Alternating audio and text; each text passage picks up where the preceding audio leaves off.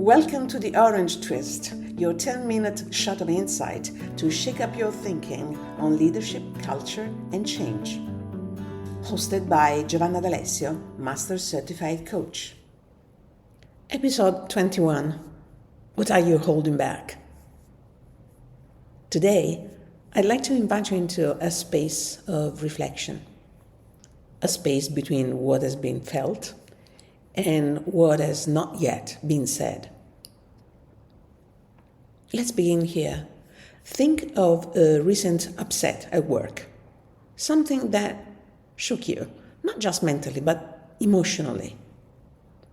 A colleague sidelining your idea, or, for example, a decision made behind closed doors.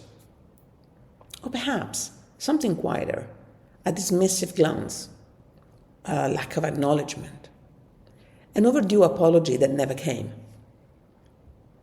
And now, ask yourself, did you ever talk to that person about it? If your answer is no, you're in a good company. Most of us don't. We are brilliant, even artful, at avoiding hard conversations. We tell ourselves it's not the right time, that they won't understand, that it won't make a difference, or worse of all, we don't even realize we are carrying it. But unspoken things don't just vanish, they accumulate, and when they do, we pay a quiet, ongoing cost. Relationship researchers Howard Markman and Clifford Notorious, who studied couples in conflict, found something striking. They observed that couples fell into three categories. Those who spiraled into blame, defensiveness, or name-calling. Those who stay silent, stewing, and withdrawing. And those who, even in the heat of emotion, spoke with honesty and openness. They tracked these couples over 10 years and predicted with stunning accuracy nearly 90% of the divorces. Not surprisingly, the couples who survived, who grew together, who grew stronger, were the ones who dared to speak the unspeakable. This isn't just about marriage. The same dynamic plays out every day in teams, partnerships, organizations. And what we don't say becomes what we don't create. And what we don't clear becomes a wall between us and the people we work with.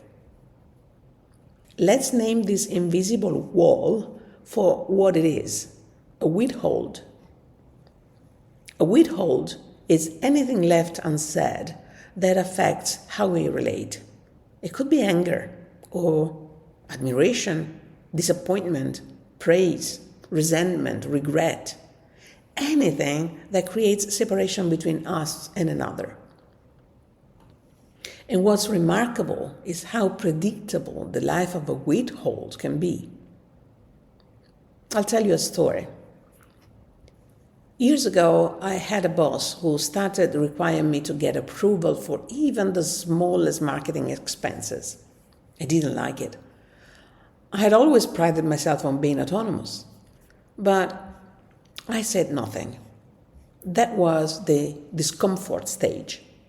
Something felt off, but I couldn't quite name it, and I didn't address it. Then came the incident.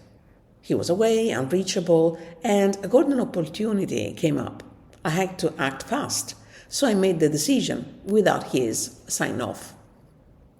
The next day, he exploded. "You had no authority to make that call." He was furious. I was stunned. Still, I didn't clear it. Soon came misunderstanding. Every small exchange began to confirm my story. He doesn't trust me. He wants to control me. And maybe he was thinking something similar about me, that I was impulsive, that I didn't respect his role. Neither of us was seeing clearly anymore. Tension followed. The relationship grew heavy. Communication became strained, and eventually I tried to address it, I told him I felt disempowered, but deep down, I was still expecting him to change. And when he didn't, the resentment grew. And finally came crisis. We stopped talking meaningfully. We fought often. He assigned me the most menial tasks. I pushed back harder. It became toxic until I left, accepting an international transfer.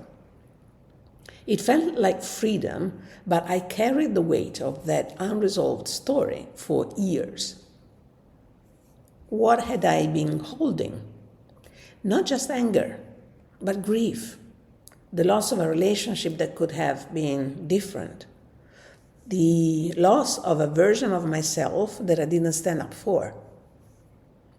And what did I withhold?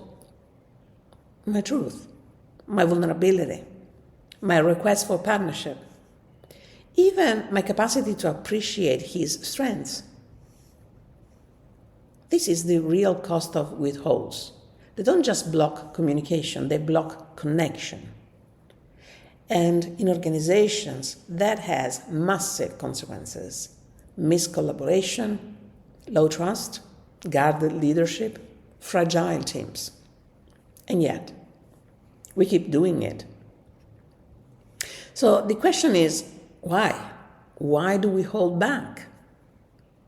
The short answer is fear. Fear of being misunderstood, fear of being wrong, fear of opening an old wound, fear of being too much or not enough. And the moment we sense danger, our nervous system takes over. The amygdala hijacks the moment and we default to protection, freeze, flight, or fight. But there's a different way. There is a way to clear withholds with clarity, with care and courage, a way that doesn't destroy the relationship but has the potential to heal it. Here is a framework that you can try. 1. Start with intention. Ask yourself, is my goal to prove I'm right or to restore connection? If you're still caught in blame or righteousness, take a breath.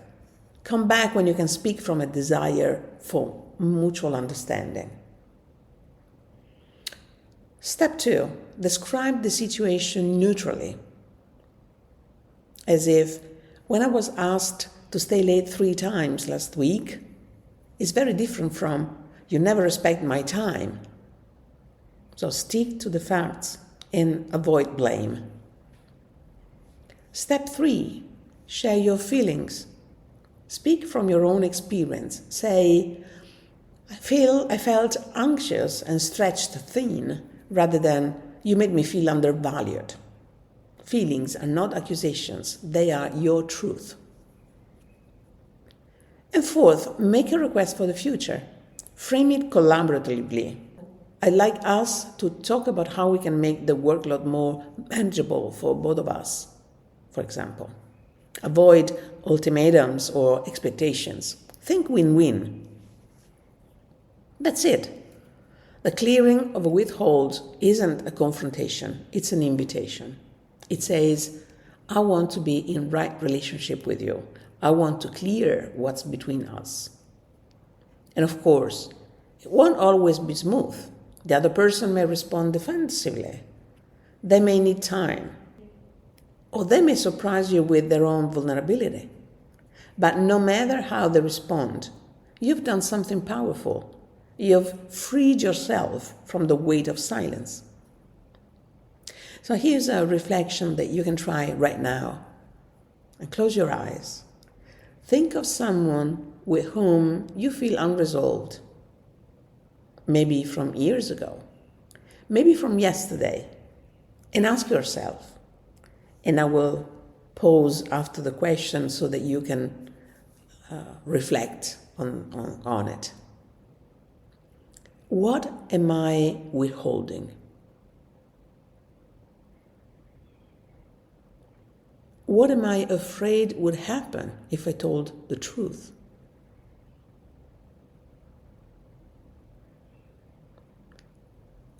How does this withhold make me feel?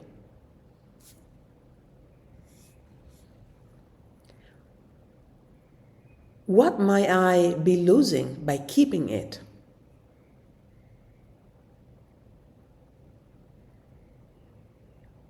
And finally, what might I gain by letting it go?